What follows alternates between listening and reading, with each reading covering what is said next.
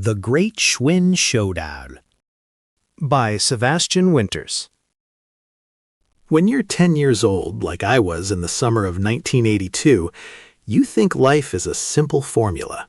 And for me, it went like this. New Schwinn bike equals freedom plus popularity minus everything I hate about being me. I'd seen the bike, gleaming, red, chrome-fendered perfection, sitting in Garrison's bike shop window, and I'd stare at it like it was a unicorn. And not just any unicorn, one that granted wishes, had a rock band, and played shortstop for the Yankees. My life, meanwhile, was anything but magical. My dad owned Johnny's Laugh Palace, which was not a palace, nor particularly full of laughs. It was a dusty old club with a neon sign that flickered on and off, like it couldn't quite decide if it wanted to live. Inside, it smelled like old popcorn, stale beer, and the faint, lingering scent of my dad's last hope. But he was an optimist, an unwavering believer in the power of his jokes. Unfortunately, his audience didn't share that belief. "Why did the chicken cross the road?" he'd ask with all the enthusiasm of a game show host. "To avoid this club, folks," he'd deliver with a wink, and the only thing that crossed the road after that was the silence. But I had a plan, a brilliant plan if you had asked me at the time. My dad announced a comedy contest with a $50 prize, and guess what cost exactly $50? That's right, the Schwinn. I figured I could enter, win, and ride that bike right out of our shabby little corner of town. Except there was one problem. His name was Andy. Andy was 12, and he was cool in that way only kids who never have to try are cool. Tall, easy smile, naturally good at things like sports and getting in my way. And he had this impressions act that, for reasons I will never understand, made adults lose their minds with laughter. He'd scrunch up his face, cross his eyes, and say, "This is my dad when he finds out I got a B on my report card." And suddenly, everyone's howling like he just cracked the secret to comedy.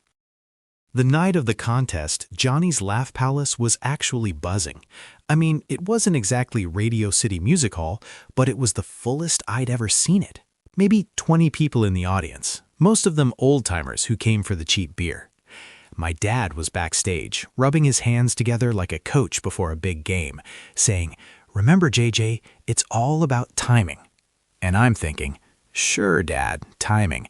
That's what's going to save me when I forget my entire set and the audience is staring holes through me. Mikey, my best friend and emotional support disaster, sat nearby snapping a rubber band against his wrist. He looked at me and said, "You're sweating through your shirt, man. Are you gonna puke?"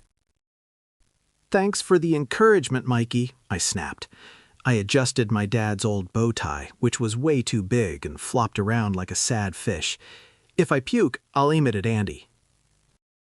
So they call Andy up first, and he goes out there with all the swagger of a kid who knows he's got the audience in his pocket. He does his usual routine. "This is Mrs. Jacobs when she catches you chewing gum," and people are eating it up. I'm backstage watching, thinking, what is wrong with these people? But when he finishes, they clap like he just cured polio, and I know I'm in trouble. Then it's my turn. I walk out onto the stage, and suddenly the spotlight is so bright, like the sun decided to take a personal interest in my failure.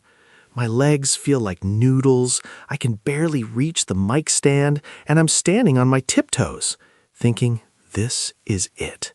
This is how I die. So, why did the 10-year-old enter a comedy contest? I croak, my voice cracking like a window pane in a hailstorm. Silence. And not just any silence, the kind that has weight, the kind you can feel pressing down on your shoulders, squeezing your chest. Finally, one old guy in the back coughs out, "Why?" I swallow and try my best. Because he heard the competition was a joke. And nothing. Well, no, that's not true. I get a few pity chuckles, the kind you get when you tell your grandma you got a C in math and she says, "Well, at least you tried, dear." Then, out of the corner of my eye, I see Andy. Yeah, Andy, pulling faces at me from the back of the room. I get flustered, my mind goes blank, and before I know it, I've tripped over the mic cord and gone down hard, taking the mic stand with me. It's like boom, and I'm flat on the stage, sprawled out like a cartoon character that's just been flattened by an anvil. And wouldn't you know it, the crowd loves it. They're laughing, clapping, hooting. But they're not laughing with me. They're laughing at me. And I'm lying there, staring at the ceiling, thinking, okay, this is my rock bottom. This is where I live now. But I can't just stay down, so I scramble to my feet and try to play it off. Good thing I wasn't trying to stand up, I say. And this time, they actually laugh. And I think, hey, maybe I can save this. I stumble through the rest of my set, but the whole time I know it's over. When they announce Andy as the winner, he struts up there like he's just been handed the keys to the city. And me? I'm clapping along, trying not to cry because nothing is worse than crying in front of a crowd when you're 10 years old and you've just lost to your arch nemesis. That night, I go home, flop onto my bed, and stare up at the ceiling like it might offer some kind of cosmic answer. But it's just the ceiling, and it doesn't care about my problems. I'm lying there, thinking about that bike and how I'm going to be stuck riding my rusty old one forever. And I decide, right there, that I'm not going down without a fight. If life wants to be hard, then I'm going to be harder. So I spend the next week writing new jokes. I practice in front of the mirror until I'm sure my face will fall off if I have to smile one more time. I try out material on Mikey, who tells me, it's better than last time, I guess, which I take as high praise. And I sign up for the next open mic, determined to show everyone that I'm more than just a kid who falls down a lot. The night of the rematch arrives, and I'm back on stage, facing down the crowd. This time, I'm ready. I'm prepared. I'm terrified. But I take a deep breath, and I start my new set. I've got jokes, impressions, and even a story about my dad's failed jokes that actually makes people laugh. I'm thinking, this is it. I'm doing it. And then, because the universe likes to keep me humble, the mic starts cutting out halfway through. It's crackling and popping like it's been possessed, and suddenly half the audience can't hear me. People start turning away, losing interest. I catch Andy smirking from the back, and I know I'll never hear the end of it if I blow this. But I push through. I practically yell the rest of my set, and somehow the audience comes back to life. I finish with a half-decent joke and collapse into a chair backstage, exhausted but hopeful. My dad comes up to me, clapping me on the back, and for the first time in my life, I think he might actually be proud of me.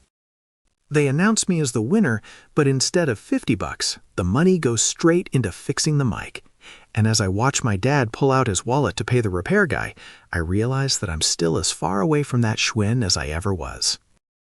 The next morning, I am dragging myself back to the club, fully expecting my dad to give me some kind of lesson in humility speech. But instead, he's standing outside with a big, stupid grin on his face, holding the Schwinn. Turns out he'd pooled together tips from the regulars, and they chipped in to buy it for me because, and I quote, a kid should have a bike. I look at that bike and I want to jump on and ride off, but instead I just stand there, feeling this weird lump in my throat. My dad hands it to me, and all he says is, "Go on, kiddo, take it for a spin." I ride down Main Street, feeling the wind in my face, the bell ringing out like a victory song. But instead of disappearing into the distance, I find myself turning back. My dad's on a ladder, fixing the neon sign, and I stop. "Need a hand, Dad?" I ask, leaning the bike against the wall. He looks down at me and smiles. "Yeah, JJ, I think I do." And that's how I ended up spending the rest of the summer of 1982 working side by side with my dad, fixing that neon sign, and telling him all the new jokes I was working on. I still got to ride that bike, but more importantly, I realized that maybe the Schwinn wasn't just about freedom. It was about finding something worth sticking around for. And if that sounds cheesy, well, it probably is. But back then I didn't care. I had my dad, I had my bike, and for a 10-year-old, that was about as good as life could get. And Andy? Oh, Andy ended up okay. He didn't become a famous comedian or anything, which was a bit of a shock to absolutely no one. Now, last I heard, he's running a used car dealership just outside of town. He's got one of those giant inflatable waving tube men outside. You know, the ones that flail around like they're trying to dance but don't quite know how? Every time I drive by, I think, yeah, Andy, even your advertising can't keep from hamming it up. But here's the kicker. His slogan, oh, he'll love this, is "No jokes, just deals."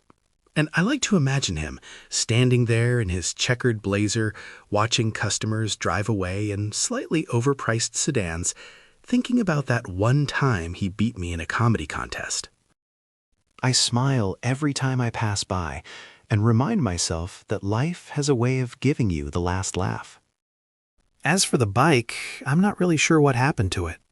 Dad got his cancer diagnosis the next summer, and we lost him 2 years later.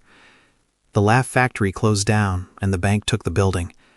Since then, it's been a convenience store, a taco shop, a shrink's office, a porn shop, a crack den, a boarded-up shell of what used to be a building. But yesterday, after a lot of work and the sorts of lessons life teaches, I finally secured the mortgage, signed the papers, and got the keys. I've got a lot of work ahead of me, but we're going to bring some laughter back to the old neighborhood. The name of the new place? Johnny's Laugh Palace, of course. I miss you, Pops.